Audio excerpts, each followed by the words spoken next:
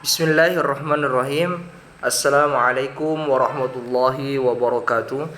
Alhamdulillah hamdan syukran lillah wala haula wala quwata illa billah. Subhanaka la ilma lana illa ma 'allamtana innaka antal alimul hakim. Rabbi shrah li sadri wa yassir li amri wahlul 'uqdatam min lisani yafqahu qawli. Amin amma ba'd.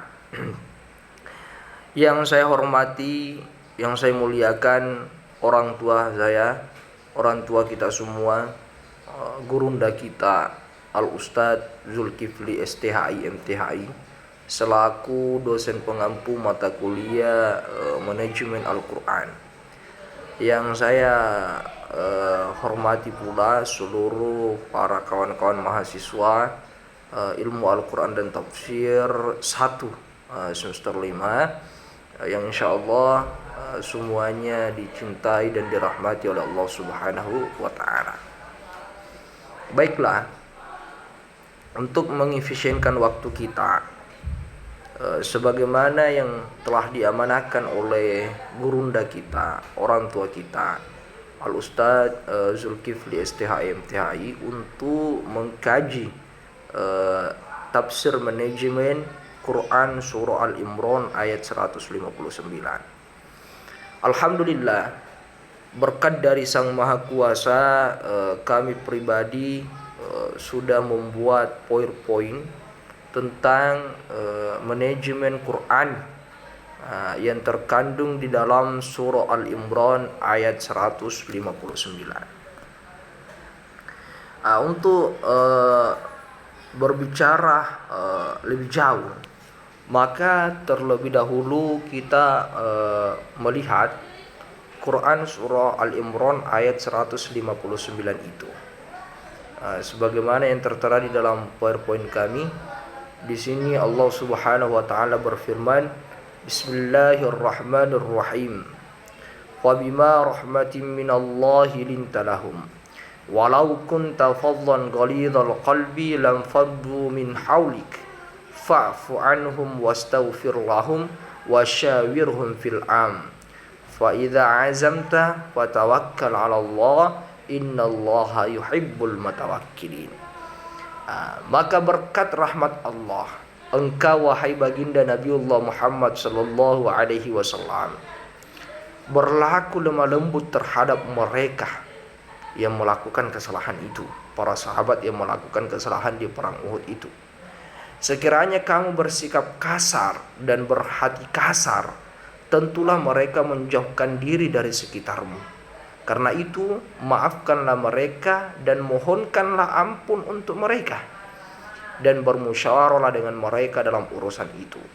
Kemudian, apabila engkau telah membulatkan tekad, maka bertawakkallah kepada Allah. Sungguh Allah mencintai orang-orang yang bertawakal atau orang-orang yang berpasrah diri kepada Allah Subhanahu wa taala. Sebelum kita mengkaji kandungan tafsir atau kandungan makna Quran surah Al-Imran ayat 159 itu, maka kita terlebih dahulu mengenal dulu asbabun nuzul ayat tersebut. Jadi Quran surah Al-Imran ayat 159 ini itu memiliki asbabun nuzul, sebab-sebab turunnya ayat. Apa penyebab turunnya ayat ini? Penyebab turunnya ayat ini kepada Nabi Muhammad sallallahu alaihi wasallam sebagaimana yang diriwayatkan oleh Ibnu Abbas radhiyallahu an, beliau menjelaskan bahwasanya ayat ini turun setelah terjadinya perang Badar. Jadi setelah peristiwa perang Badar, Rasulullah sallallahu alaihi wasallam mengadakan musyawarah dengan Abu Bakar radhiyallahu an dan Umar bin Khattab radhiyallahu an untuk meminta pendapat mereka tentang para tawanan perang. Abu Bakar radhiyallahu an berpendapat mereka sebaiknya dikembalikan kepada keluarganya dan keluarganya membayar tebusan. Namun Umar radhiyallahu an berbeda pendapat, mereka sebaiknya dibunuh, kata Umar.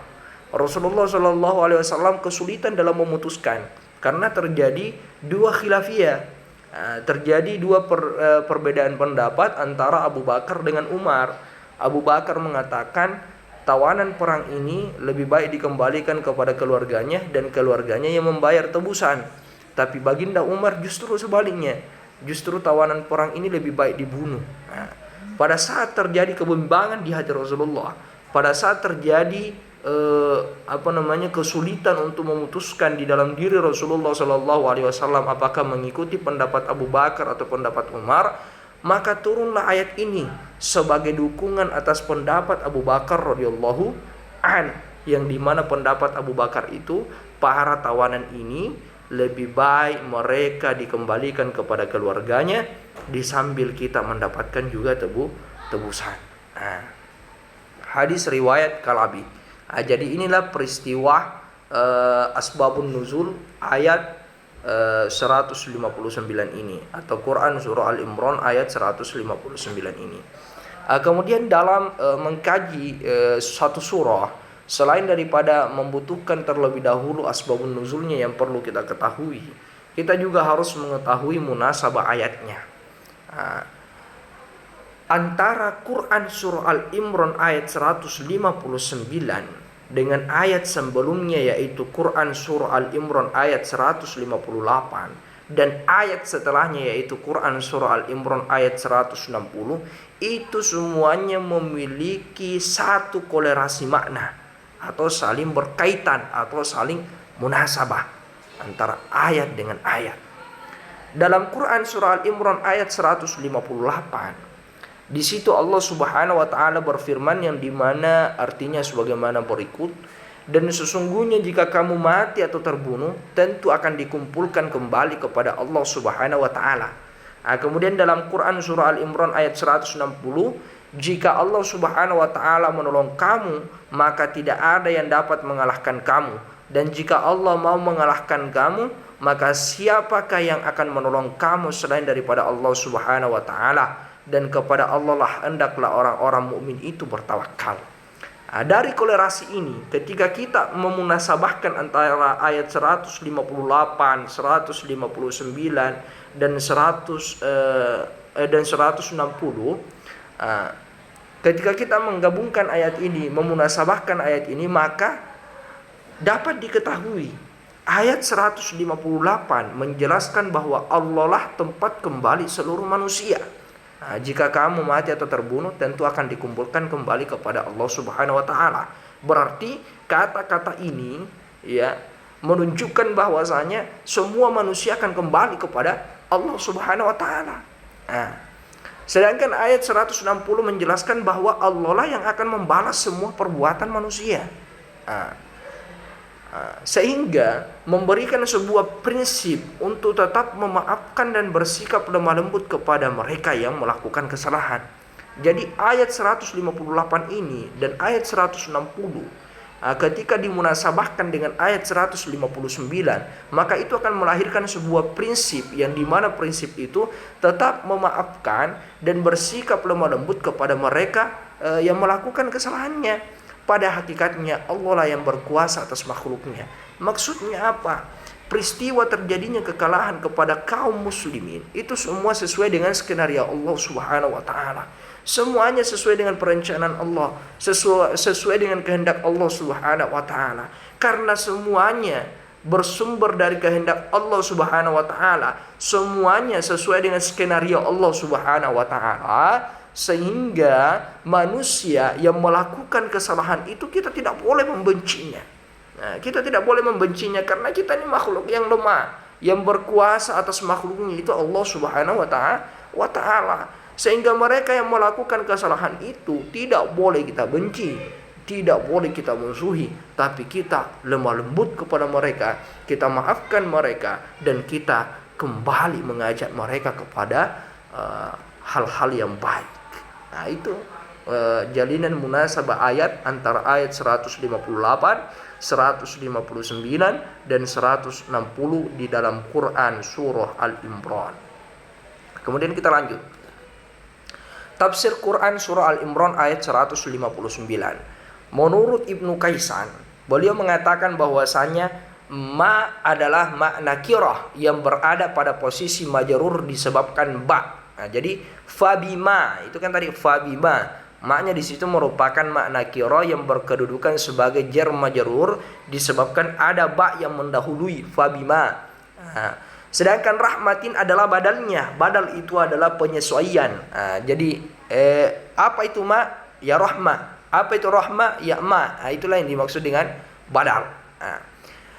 Karena maknya adalah makna kira yang berkedudukan sebagai jar majrur dan kalimat rahmatin adalah badal dari huruf ma itu, maka makna ayat ini adalah ketika Rasulullah SAW bersikap lemah lembut dengan orang yang berpaling pada perang Uhud itu dan tidak bersikap kasar terhadap mereka, maka Allah Subhanahu wa taala menjelaskan bahwa beliau baginda Rasulullah SAW dapat melakukan itu, yaitu sikap kelemah lembutan dan kasih sayang disebabkan taufik dari Allah Subhanahu wa taala kepada beliau baginda Rasulullah SAW. Jadi menurut Ibnu Kaisan, sikap lemah lembut yang dilahirkan oleh baginda Nabi Muhammad SAW kepada para sahabat yang teledor, kepada para sahabat yang tidak mendengarkan arahan Rasulullah SAW, itu merupakan anugerah dari Allah Subhanahu wa taala. Itu merupakan pemberian dari Allah Subhanahu wa taala kepada baginda Rasulullah SAW.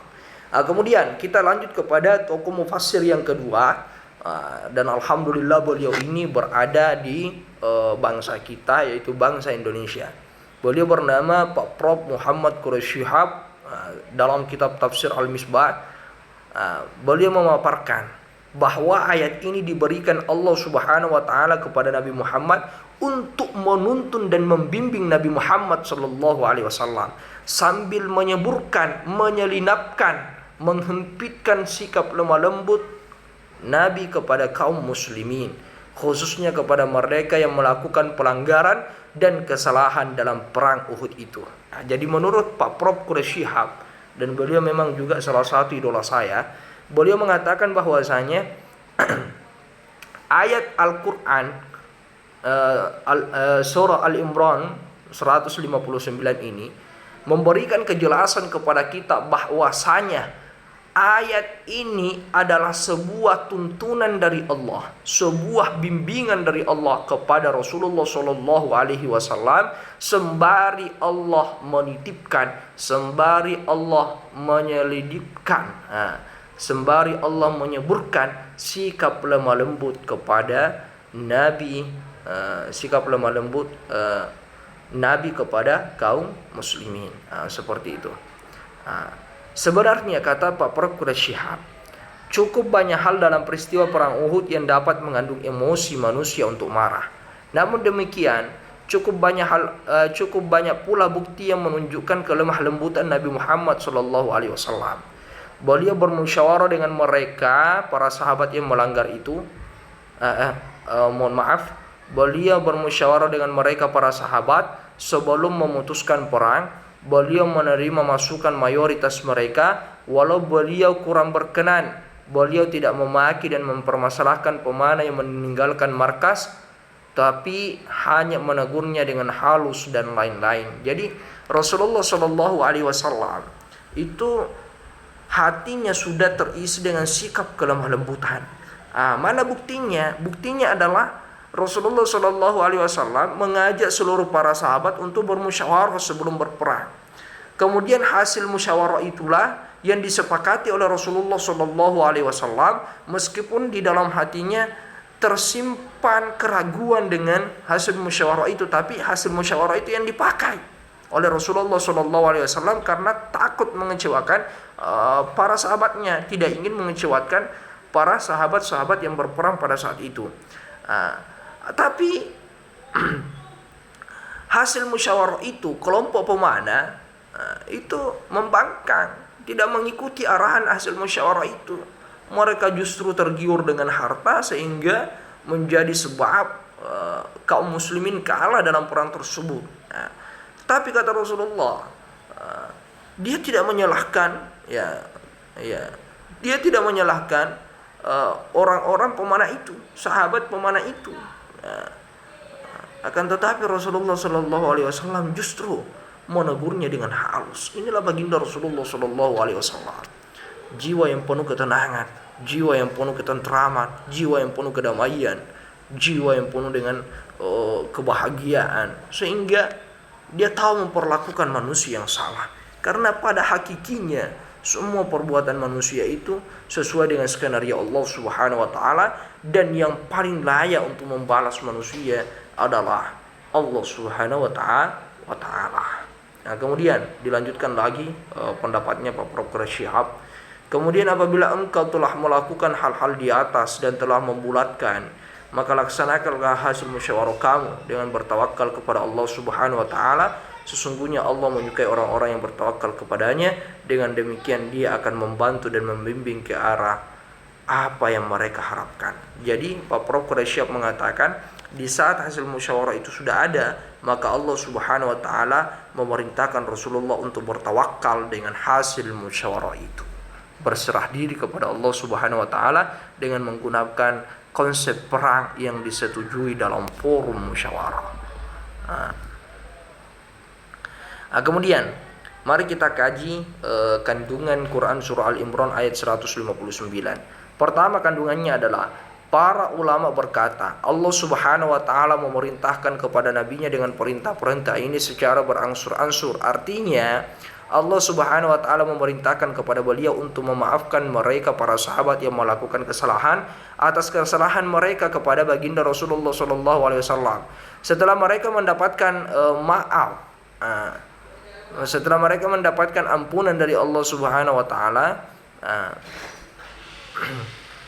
maka baginda Rasulullah maka Allah Subhanahu wa taala memerintahkan baginda Rasulullah untuk meminta ampunkan mereka atas kesalahan mereka kepada Allah Subhanahu wa taala. Setelah mereka mendapat hal ini, maka mereka pantas untuk diajak bermusyawarah dalam semua perkara.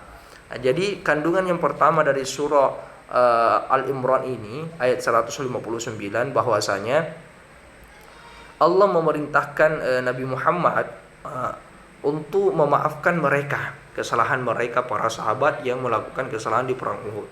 Setelah Rasulullah Shallallahu Alaihi Wasallam memaafkan mereka, maka Rasulullah diperintahkan oleh Allah Subhanahu Wa Taala untuk meminta ampunkan kesalahan-kesalahan mereka. Setelah Rasulullah memaafkan dan meminta ampunkan mereka, maka mereka sahabat yang melakukan kesalahan kekeliruan itu berhak untuk kembali diajak bermusyawarah. Kemudian yang kedua, Ibnu Atiyah mengatakan musyawarah termasuk salah satu kaidah syariat dan penetapan hukum-hukum. Barang siapa yang tidak bermusyawarah dengan ulama, maka wajib diberhentikan jika dia seorang pemimpin. Tidak ada pertentangan tentang hal ini. Allah Subhanahu wa taala memuji orang-orang beriman karena mereka suka bermusyawarah dengan firman-firman Allah, bahkan urusan mereka diputuskan dengan musyawarah antar mereka. Jadi poin kedua dari Quran surah Al-Imran ayat 159, pentingnya musyawarah. Itu poin yang kedua. Jadi poin yang kedua menerangkan bahwasanya kandungan Quran surah Al-Imran ayat 159 ini mengenai tentang pentingnya dan sangat-sangat dianjurkan bermusyawarah dalam setiap hal atau setiap perkara. Kemudian yang ketiga, pada firman Allah Subhanahu wa taala, "Wasyawirhum fil amri," dan bermusyawarahlah dalam urusan itu, mengajarkan akan nilai ijtihad dalam semua perkara dan menentukan perkiraan bersama yang didasari dengan wahyu. Sebab Allah Subhanahu wa taala mengizinkan hal ini kepada Rasulnya. Jadi poin yang ketiga adalah dalam Quran surah Al-Imran ayat 159 itu memberikan kandungan tentang nilai ijtihad dalam semua perkara dan menentukan perkiraan bersama yang didasari dengan wahyu. Artinya apa? Poin ketiga ini mengajarkan kepada kita betapa pentingnya melakukan ijtihad sebelum menentukan sebuah perkara. Seperti itu. Kemudian yang keempat, pada firman Allah Subhanahu wa taala, kemudian apabila kamu telah membulatkan tekad maka bertawakallah kepada Allah. Qatadah mengatakan Allah Subhanahu wa taala memerintahkan kepada nabinya apabila telah membulatkan tekad atas suatu perkara agar melaksanakannya sambil bertawakal kepada Allah Subhanahu wa taala, bukan tawakal kepada musyawarah mereka. Jadi poin yang keempat adalah hasil musyawarah itu harus kita pasrahkan kepada Allah Subhanahu wa taala. Jadi kandungan yang pertama adalah bagaimana Nabi Muhammad itu meminta ampunkan dan memaafkan mereka yang melakukan kesalahan. Poin yang kedua adalah tentang anjuran bermusyawarah. Poin yang ketiga adalah tentang pentingnya ijtihad, usaha sebelum melakukan atau memutuskan sebuah permasalahan atau sebuah perkara. Dan yang keempat adalah hasil musyawarah itu dipasrahkan kepada Allah Subhanahu wa taala, bukan kita bertawakal kepada hasil musyawarah itu atau kita berpasrah kepada hasil musyawarah itu, tapi pasrah kita hadapkan kepada Allah Subhanahu wa taala. Kemudian yang kelima, pada firman Allah Subhanahu wa taala, maka bertawakallah kepada Allah, sesungguhnya Allah menyukai orang-orang yang bertawakal kepadanya. Tawakal artinya berpegang teguh kepada Allah Subhanahu wa taala sembari menampakkan kelemahan. Para ulama ikhtilaf tentang tawakal. Suatu kelompok sufi berkata, tidak akan dapat melakukannya kecuali yang hatinya takut kepada Allah Subhanahu wa taala, hingga dalam urusan rezekinya pun tidak ada kekhawatiran. Nah, itu jadi poin yang kelima, menjelaskan tentang bagaimana pentingnya itu tawakal, bagaimana dianjurkannya itu tawakal kepada Allah Subhanahu wa taala. Jadi ada 5 kandungan yang tertera di dalam Quran surah Al-Imran ayat 159. Pertama adalah bagaimana Nabi itu memaafkan dan meminta ampunkan para sahabat yang melakukan kesalahan. Yang kedua, poin kandungan yang kedua adalah betapa pentingnya itu musyawarah dalam setiap perkara. Yang ketiga, mengajarkan tentang ijtihad. Jadi sebelum melakukan perkara harus ijtihad dulu. Sebelum menetapkan perkara ijtihad dulu. Yang keempat, mengajarkan tentang hasil musyawarah itu harus kita sandarkan kepada Allah, harus kita serahkan kepada Allah Subhanahu wa taala. Dan yang kelima atau terakhir adalah bagaimana pentingnya bertawakal itu kepada Allah Subhanahu wa taala. Sehingga sebagai sebuah kesimpulan, dalam Quran surah Al-Imran ayat 159 memberikan pesan bahwa dalam menata kehidupan diperlukan 5 substansi manajemen sebagaimana berikut. Pertama, ini kesimpulannya, tafsir manajemen Quran surah Al-Imran ayat 159. Pertama, jiwa ketenangan dan sikap kelembutan sangat diperlukan dalam memimpin suatu kaum atau komunitas. Pemimpin itu harus memiliki jiwa ketenangan jika ingin komunitas atau organisasinya itu maju. Yang kedua, musyawarah. Itu harus musyawarah.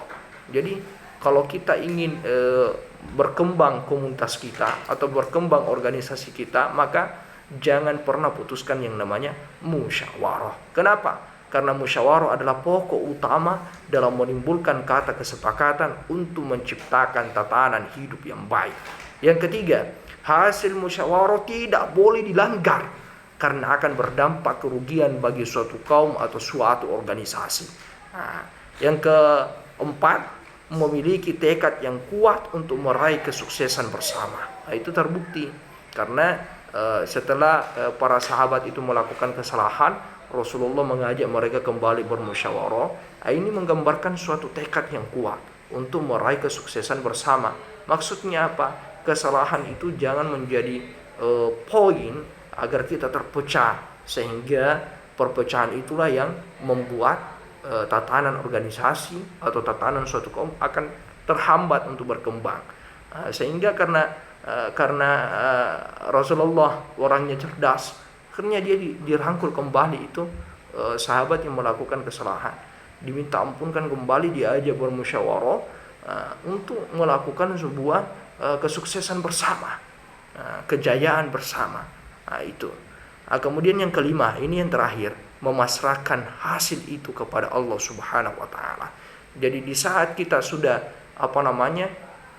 melakukan musyawarah, melakukan musyawarah untuk menjalankan tatanan organisasi atau tatanan komunitas, maka hasil musyawarah itu harus kita pasrahkan hasilnya kepada Allah Subhanahu wa taala. Itu.